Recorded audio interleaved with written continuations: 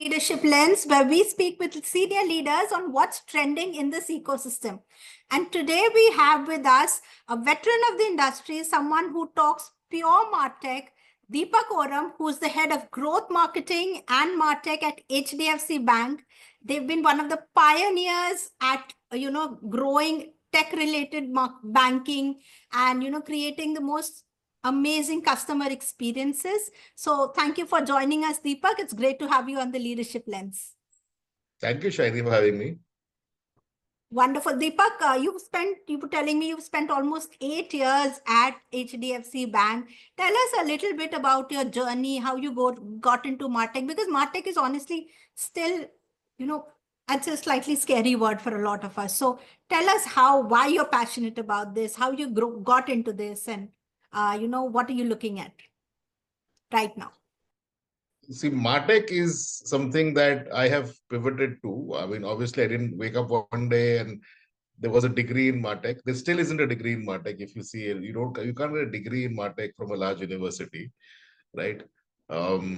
Same was for digital marketing. If you see 20 years ago, when I guess so someone like you or me got started, right? It was a field that you experimented in either on your own or you were in a startup very early stage, back in the early 2000s.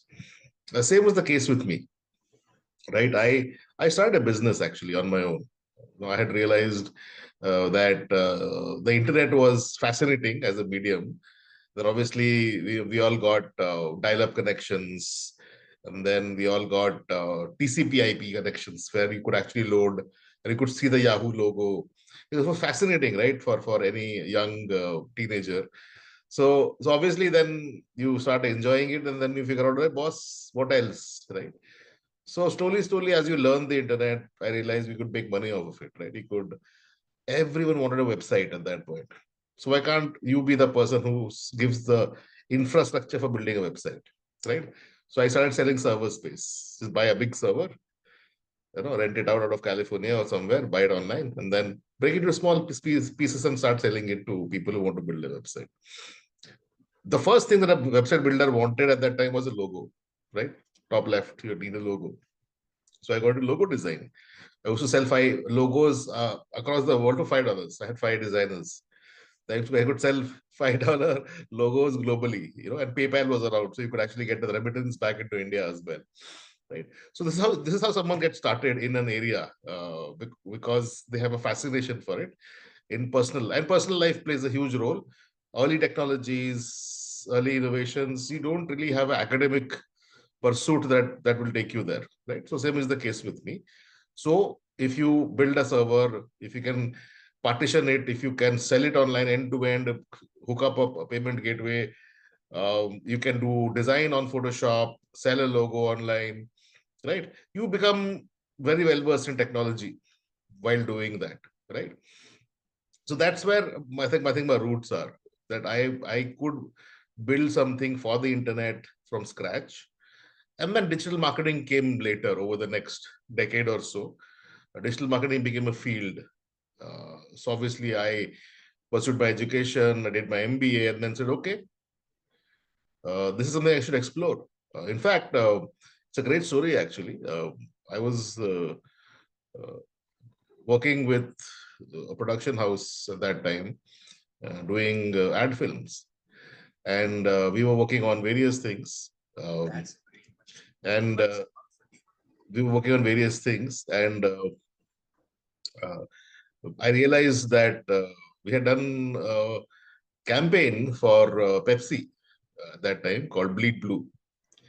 It was a World Cup campaign, a flagship campaign with Pepsi, and we were one of the production houses doing that ad. And then suddenly that ad just got all awards, swept the awards, the Abbeys and everything. And it really did well in the social media category. And I was like, wow, social media. So I had left digital or digital marketing or a business to go into marketing because it was a viable career path, right? And something that I had to explain to my parents that this is what I do as a job, and so on and so forth. Classical Indian story, right? So then I said, okay, this internet has come back. Let's get back into it. Now let's make it a career. So I joined a startup, became the head of marketing in a SaaS startup. Then obviously I got handpicked into banking because I was one of the first people who knew how to do digital acquisition. So obviously got picked into banking because that's where banking went digital first, if you realize, because the regulator says you have to have digital banking. So banking went digital first. So all of us people who had experience got picked into banking, so on and so forth. Then when you join banking as a digital marketeer, you realize that banking is a vast space. Fintech is a vast space. And if you have a knack for trying to achieve targets or grow numbers or growth hack, you can't limit yourself to digital marketing. You have to go into tech. You have to go into fintech. You have to go into a digital transformation, right? So that's how the journey kind of evolved, right? Uh, you are a tech. You love tech. You love marketing. You love digital transformation, and that's what Matek is today. If you realize, it's those three things: it's marketing, it's technology, and it's transformation. So obviously, my journey has been exactly the same. It's an inspirational journey, I must say. And so you spoke about digital growth. You spoke about growth hacking, right? What do you really mean by growth hacking in a BFSI world? What does it entail? Growth hacking is a word that I think a lot of people misunderstand.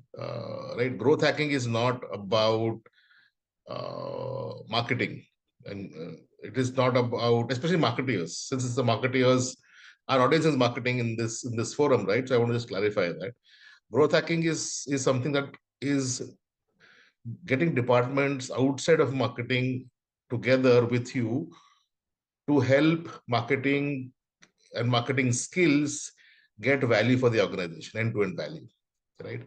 If you look at getting growth only through marketing, you will of course manage it. There's no doubt that marketing today is very important in getting growth. But if you want exponential growth, right, you have to work with your product manager for your app. You have a joint plan saying you will build this feature and I will position it this way in the market, and then we will get a resounding success because it will go viral. Right? This new feature you've built, which is a latent need in the market. Right? You will have to work with your compliance and regulatory team, saying, look, here is a customer need. I see it as a marketeer, and can we solve for this? Right? While being in the bounds of regulatory compliance and what the laws allow. Right? I'll give you an example. So when I was in another bank, previous to HDFC Bank, the holy grail was that we all dreamt in any bank in India, can you open an account completely digitally? Because it was a huge pain to get accounts opened, right? So like first time I did a media plan for savings account in a bank, in a very large bank previously in my career. You know what that boiled down to? How many sales officers can you hire on the ground? Because you get a media plan, you get a lead in, but if you don't have a sales officer to go and close the account, then your media plan is actually going down the drain, right? So this is when I realized key growth hacking, and especially marketing-led growth hacking, has to go into areas which are not purely marketing.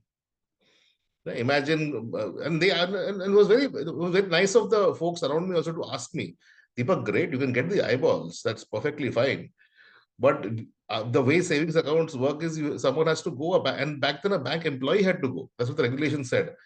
You can't give it to an outsourced partner. It was not allowed back then, 2011, 12, so on and so forth.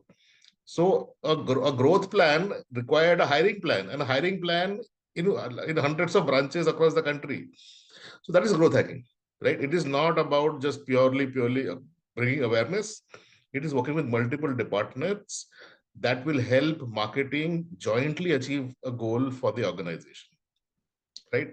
So that's how the growth hacking role is defined in banking, in finance. And that's, in my view, growth hacking in finance.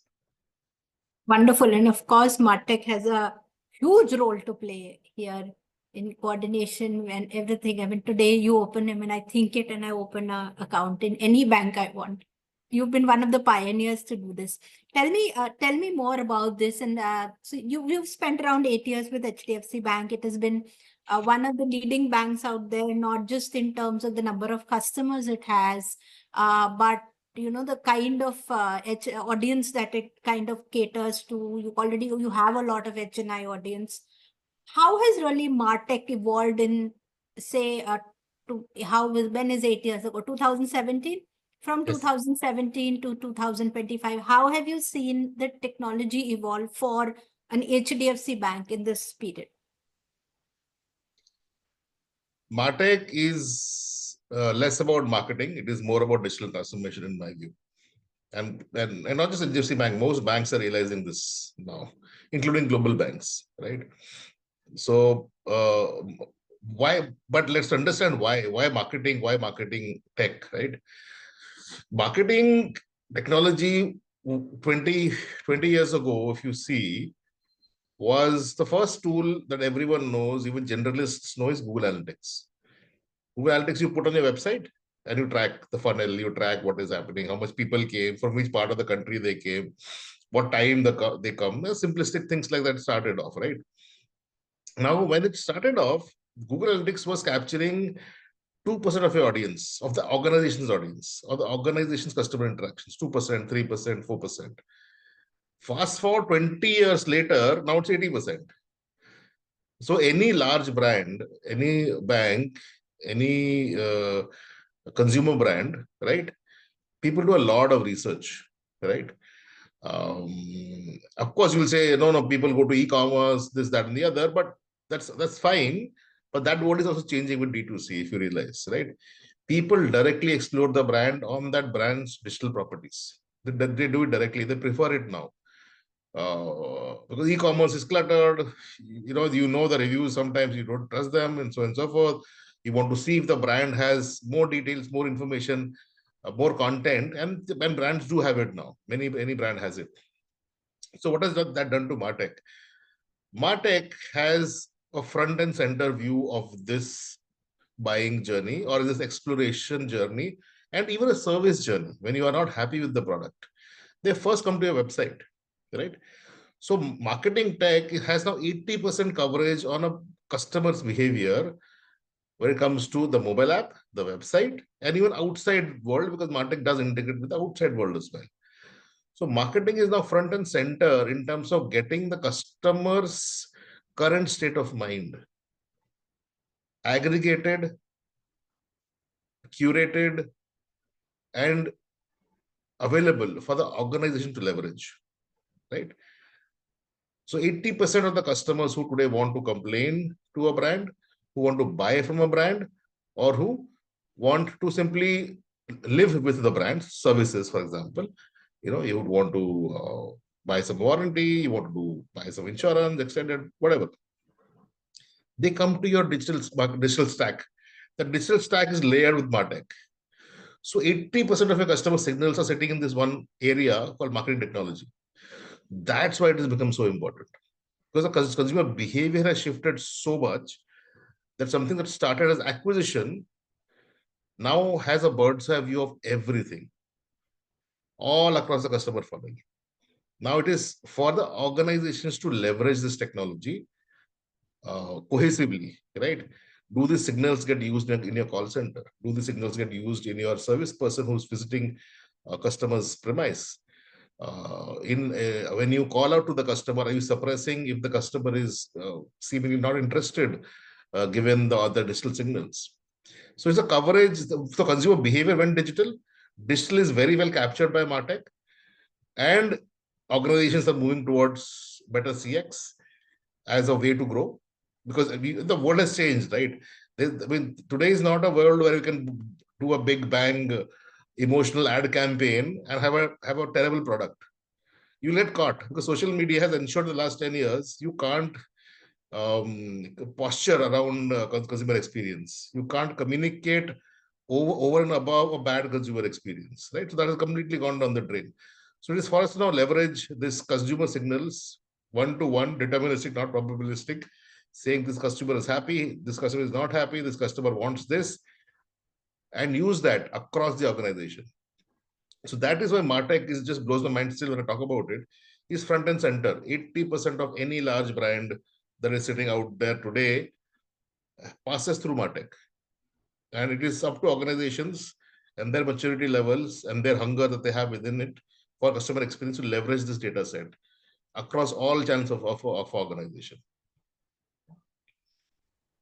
Sounds good. And coming from Martech, let me now, pull upon the thread that is trending AI.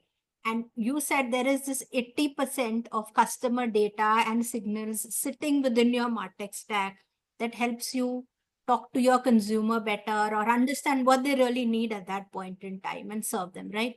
How is AI helping you? I understand AI does build efficiencies into the system. It does, one AI can do like 100 people's work or crunch data worth 100 hours in a minute, maybe. But I'm sure it's doing a bigger role than that within an HDFC bank. So can you tell us a little bit about how it's helping you in your growth hacking, let's say? And good you use the word growth hacking, right? Because I see a lot of people thinking of AI as a cost saving innovation, right? Oh, I will save my agency cost.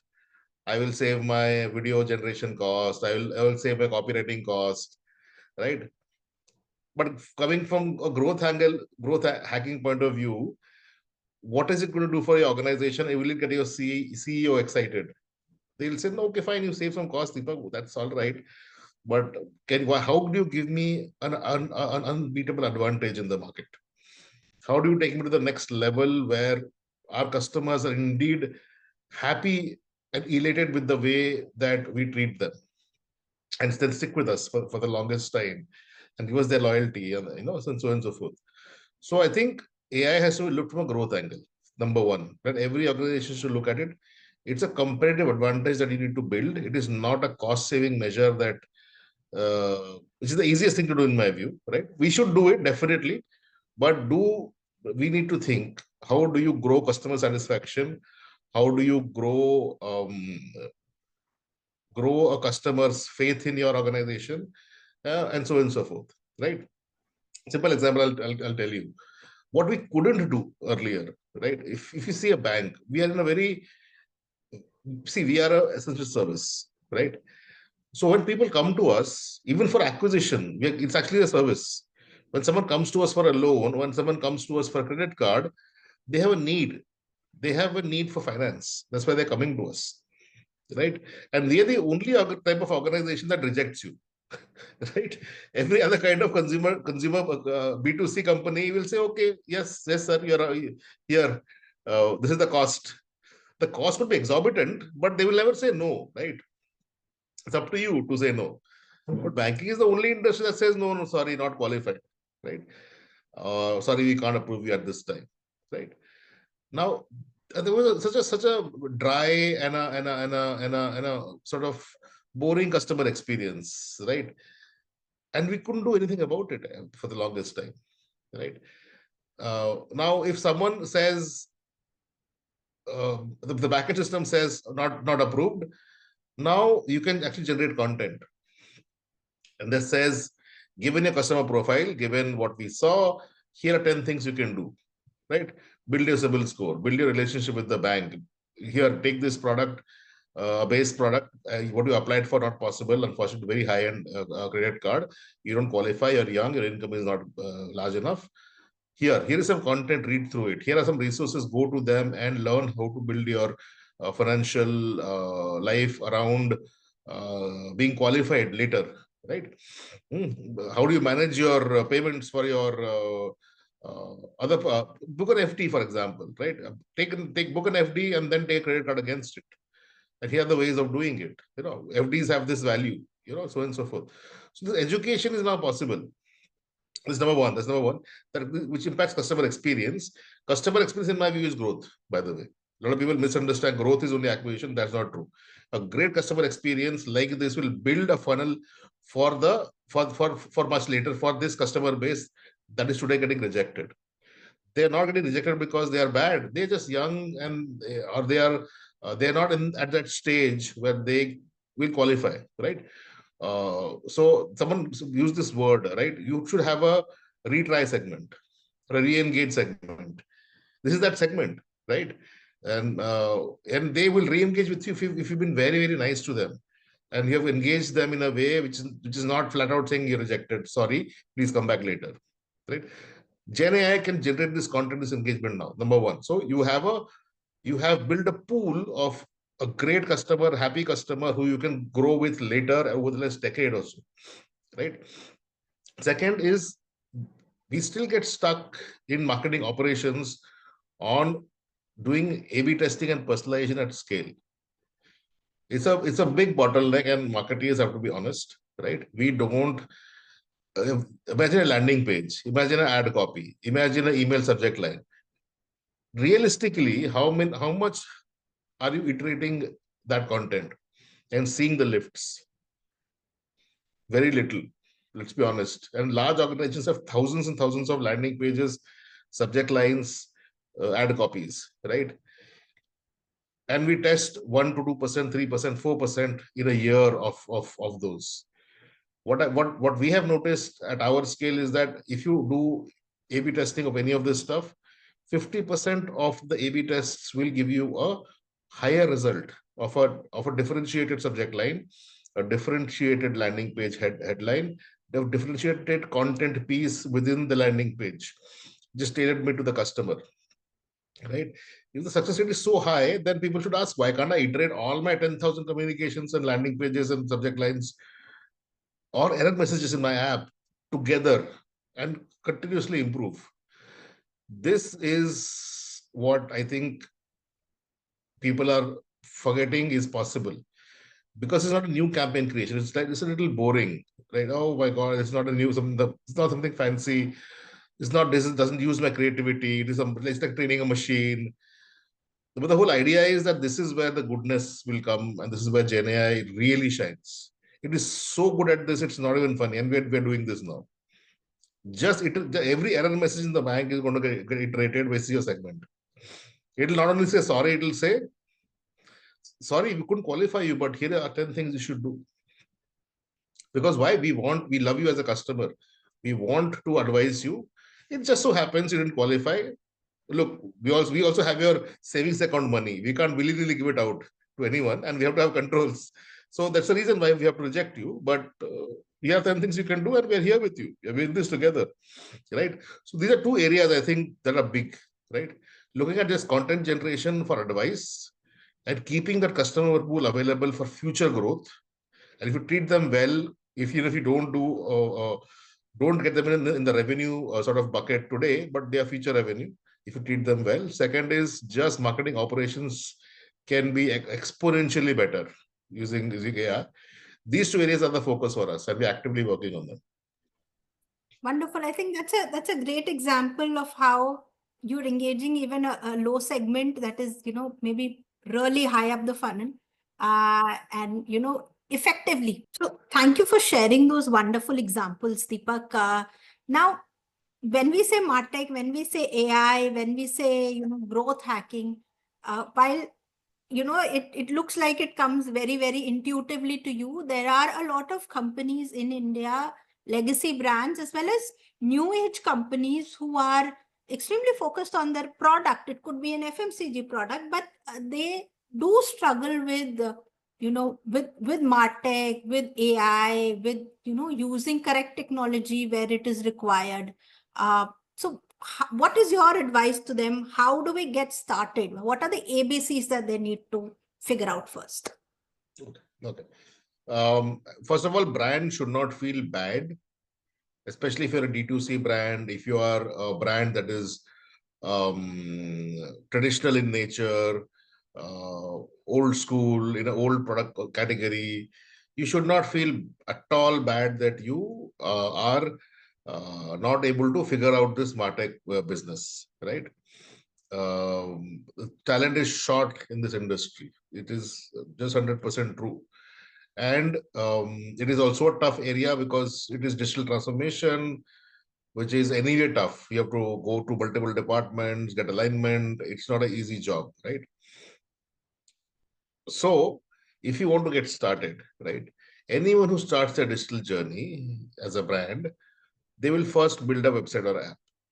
That much is 100% the starting point, right? Okay, fine. You will say, no, I'll make a business plan first. Fine. That is all okay. That's all okay. But most people don't have to make a business plan this day and age to build a website or to build an app. Most CEOs will say, yes, we should invest in digital. So I don't think that's a challenge anymore. When you build that app or that website, the foundation of customer understanding is your analytics platform, web or app analytics. Really ensure you invest in this one area. Building an app and then having no clue what's happening on it is the biggest failure point in my view.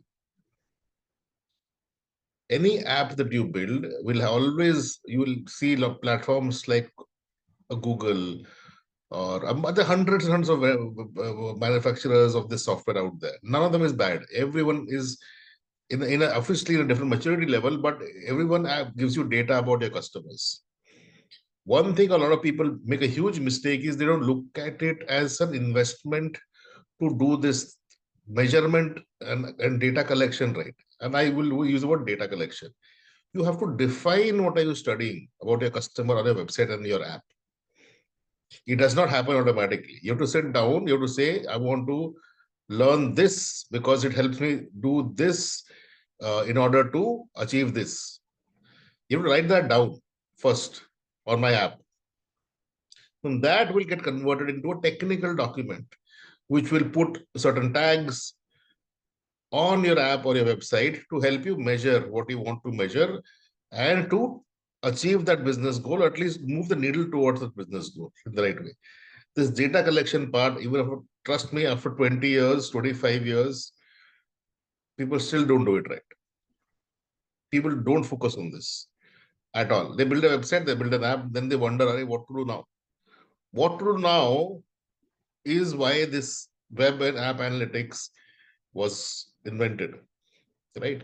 So do this first, number one, right?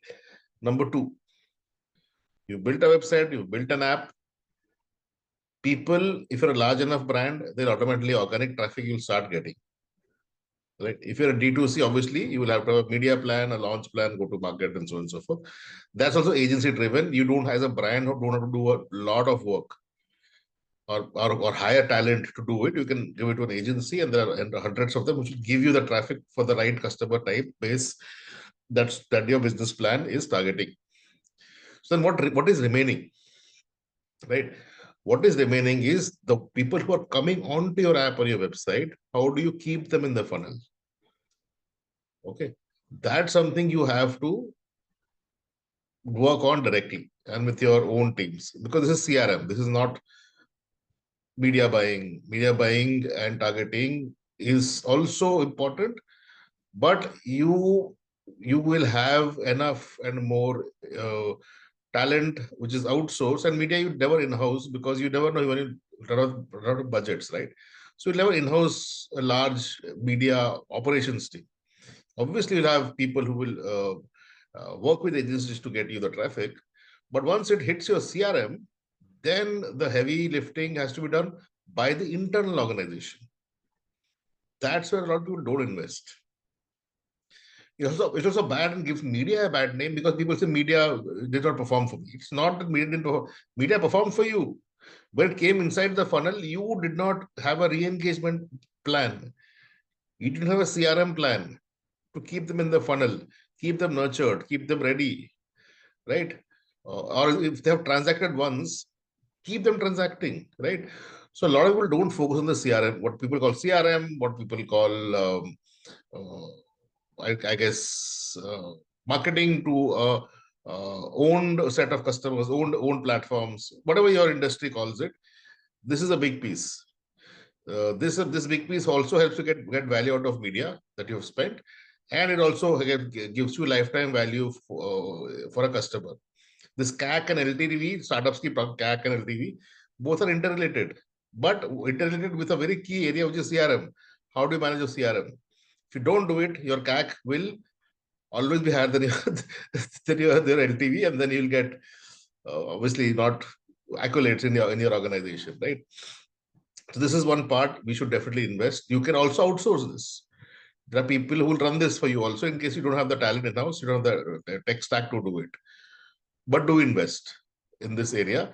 Once you're up and running, now this I won't go beyond this. This is it. This is it. Build your app, measure it. When someone does the right thing, have the infra to nurture that audience. Once you've built this, right? Once you've built this, then you start hiring people who will become your growth hackers or growth hacking team, right? Not that you can't hire growth hackers in the beginning, but then once you have this one audience and one railroad, you've now built a railroad. You have a website, you have an app, you can measure and you can churn the audience.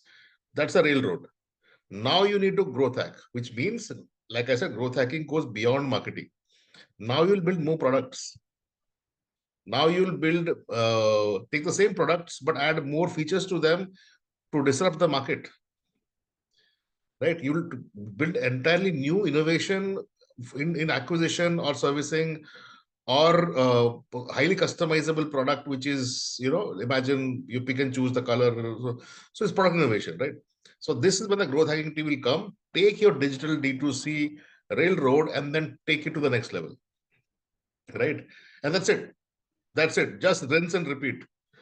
Build the railroad so it's measurable and you can activate the audience at will. Then you bring in growth hacking and you just scale the hell out of it. In short, this is it. There's nothing beyond this that is required. It's not rocket science in my view. And every single part is outsourceable in the beginning. Once it is working for you, then you get the talent in, which is again different, very, very different ball game. If you have time, we'll talk about it today. But this is how you get started.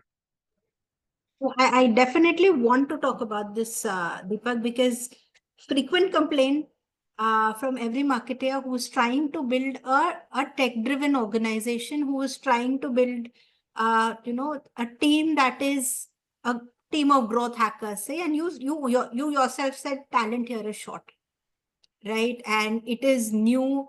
The technology is new. There is no one giving out a diploma in Martech to anyone. How do you build this team?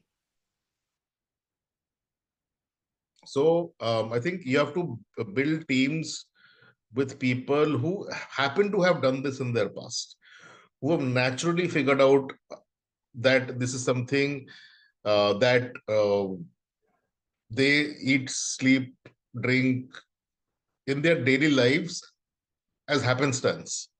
So when you go through CVs, look for that one innovation someone has done, whether they created a new product, whether they created a new way of acquisition, whether they created a new variant of the product, when they said, look, I was marketing, but I did not like the account opening process. Like it was happenstance, right? So one day I woke up and I said, boss, I will read the IT Act as a marketeer. I'm like, why should a marketeer read the IT Act, man? For what?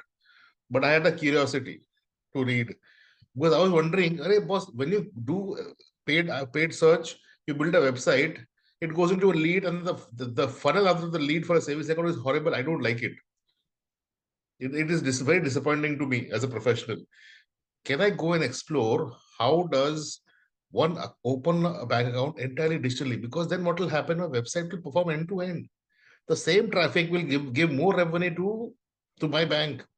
The same SEM CPC will turn into an account opened as opposed to lead, and then you go haggle with the call center and who have multiple priorities and they don't give you your due, right? So these things are professional bottlenecks that many professionals face. Some professionals are curious enough to say, can I solve for this? Obviously, some give up. That's part of life, right? Find these kind of people, right? In my experience, what I realized to a huge sort of self discovery is that you can do it. It doesn't matter if you're a marketeer, you can do it, right? What I did, I read the IT Act, right? One day I said, boss, why, let me figure what the hell is this? The IT Act said that Aadhaar Act came. Aadhaar Act says you can refer the IT Act for means for account opening. Earlier, the IT Act said that Aadhaar said you had to get a wet signature. Matlab kya? You pen, paper, a physical form. Okay, very good. Aadhaar says you can open with a signature using Aadhaar number and so on and so forth. Then one read the IT Act. IT Act says, oh, now Aadhaar number and OTP is a wet signature. What? Really? Now what? Okay, we buy a lead form, then lead form became an Aadhaar based lead form, and you start opening accounts. And a marketer, someone like me, has done it in the past, right? I don't have any credentials beyond marketing, really, but these hacks, right? It's like digital banking is an entirely different area. Fintech is a entirely different area. I don't work there. It's not my expertise. But there are certain areas where one can go and find overlaps, which helps the entire organization, right? So look for these kind of people who've said, "Arey boss, I'm a marketeer, and I am getting stuck, but I will solve for it with pure curiosity and pure grit, saying, I don't like it, can I solve for this? And you will find these kind of people, right? These are your growth hackers. Growth hackers, I will again redefine. Growth hackers could be from any department, largely because we are Martech. Obviously, if you gel with a marketing sort of organization, you have to have a marketing background. Otherwise, you would not connect. But there are people who are part of marketing, but go outside of marketing and get things done. Okay, they get things done, and they get things done not through operational efficiency, but through a, a change that they bring in that takes into account environmental factors, regulatory factors, consumer behavior changes, some of these big changes that are happening, right? Which in turn, if you read like strategy books, it's nothing but innovation. That's what innovation is.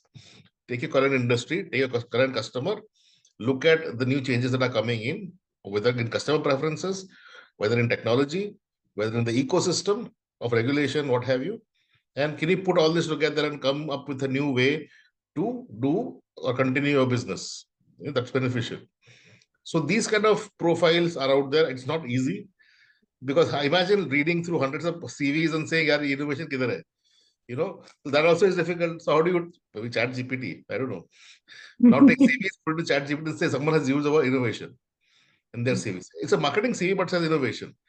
It's a or put hundreds of CVs. I mean, see, like, we got a solution also in this conversation, Shiny. So yeah, of course. so that's also growth hacking, right? It's growth hacking your organization's future by saying I had a bottleneck where I could not find innovative people to build a growth hacking team.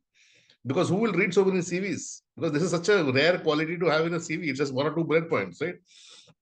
So now you do that. Now you tell your recruiter, please find me CVs that have words like innovation. Innovation, but isn't innovation a word that everyone is using? Isn't Yeah, people again, growth hacking also is, yeah, thought you are leadership, absolutely. innovation, and a couple of other words that I think every CV holds. I know. You're absolutely right. You're absolutely right. Right. So, like, I don't know. Maybe someone says went beyond my department, because that is growth hacking. Growth hacking Correct. is exactly that word. You go beyond your department. You find collaborators, co-creators, co-conspirators Correct. to do something great for your organization. And that So and growth hacking. as with any role, you're saying that, you want a sales guy who's able to think beyond sales and look at the ecosystem at large.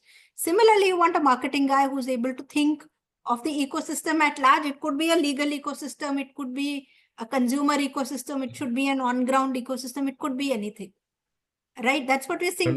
Now we need people who are not limiting themselves to their basic roles or designations per se. We need people who are thinking like entrepreneurs, if I can use that word. That Yes. is Yes. that is what building the ideal team looks like.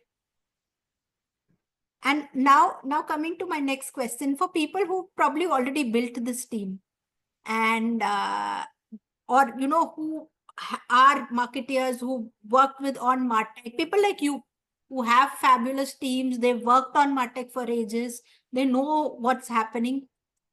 And I want you to do a little bit of future gazing, that if you have if I give you a wish list today of 2 or 3 things that you want AI to be doing in the next, say, 2 years, or you want Martech to be doing the next 2 years that it's currently not doing, that you want someone to build something around it, please. Can you give me a wish list? So I think for Martech, for growth hacking, let's keep these two words, right? Otherwise we'll go all over the place. Matek is now supposed to be AI native, is my view. Matek for the longest time was a machine that someone called it, and people still think of it as like because it started with automation. Marketing automation became Matek. Now into the mix came AI. So automation was always about repeating the right behavior, right thing to do basis a customer signal, for example.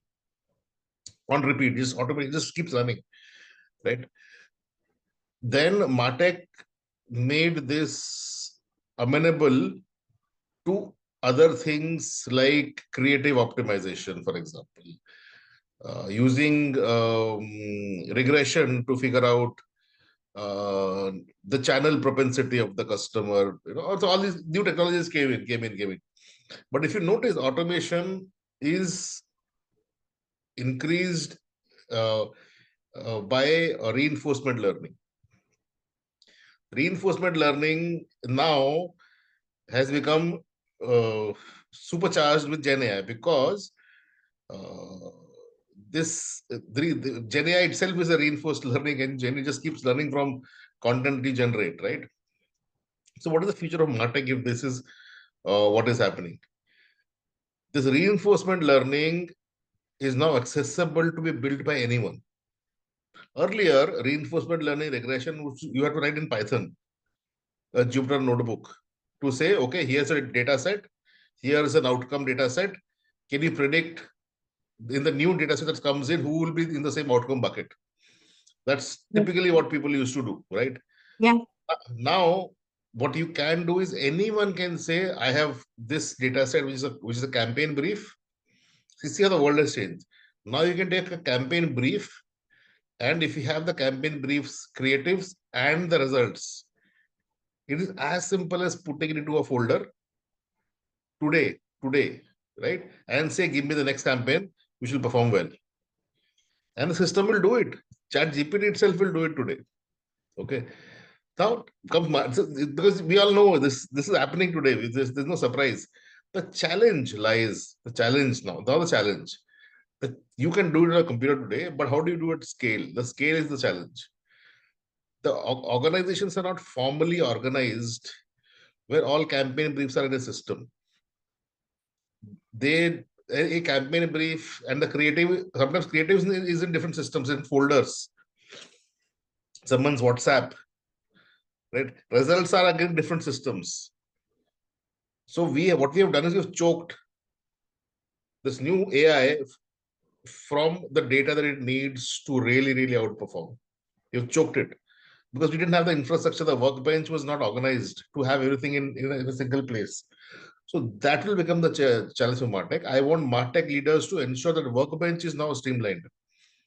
If you don't streamline that workbench, the workflow, the processes, you will miss the AI bus. The input and the output both are Martech, by the way. Like we spoke about data collection today. Data collection has to be formalized, campaign design has to be formalized, creative has to be properly archived in the right places. Measurement should be done against a creative campaign performance brief. If you walk up to someone on a table today and design a campaign, you have failed AI. If you're uploading a creative onto your website, it's not through a centralized repository of creatives, you have failed AI. You've killed the railroad.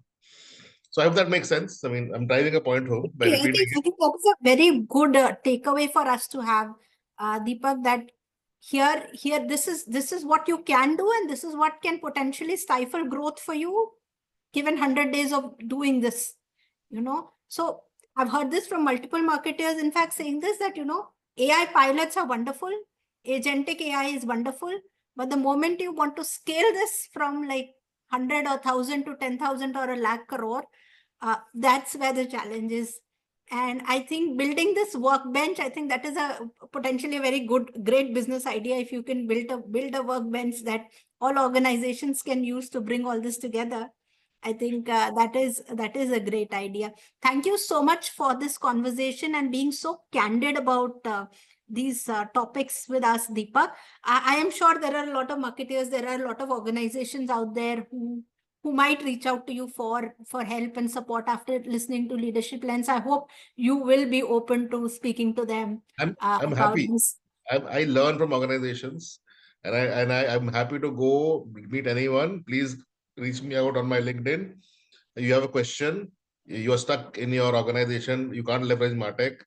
I will help you solve your problem, and in return, I will get to learn something and enrich myself. So very happy to do it. Wonderful. I will leave, so anyone who wants to reach out to Deepak, I will leave his LinkedIn profile in the description. Please do reach out to him on LinkedIn. Again, once again, thank you so much for being on the Leadership Lens. It was great to speak with you again, Deepak. Thank you, Shaini. Thank you so much.